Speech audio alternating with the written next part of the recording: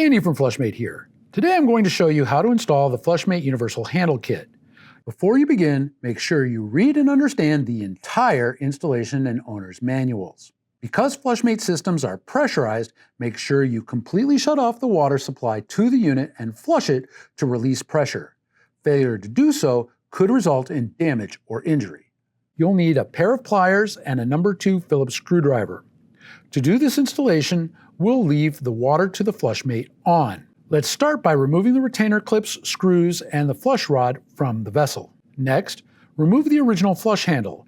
Take note of the direction the original handle is facing. The new handle will need to be installed facing in the same direction. The lock nut that is on the flush lever has left-hand threads. To remove this lock nut, you will need to turn it clockwise or to the right.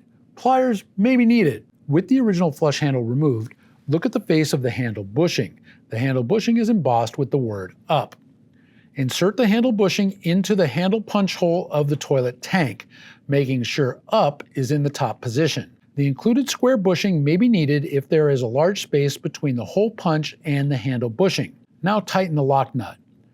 Remember, the lock nut has reverse threads, so you will need to turn it to the left or counterclockwise. Insert the flush handle into the handle bushing. Push the flush handle into the handle bushing until it clicks into place. Be sure that the flush handle is facing the same direction the original handle was facing. Now, let's assemble the flush frame. The flush lever will need to be attached to the flush frame. The flush lever has 2 D-shaped posts on either side. Align the posts of the flush lever with the slots of the flush frame and rotate the flush lever around to the top of the flush frame. Remove the protective cover from the end of the cable assembly. On the flush frame, there are 3 slots on the front edge. Insert the cable into the center slot and lock the clips into the right and left slots. Now you're ready to install the flush frame. Position the frame and lever with the cable facing the front of the toilet tank.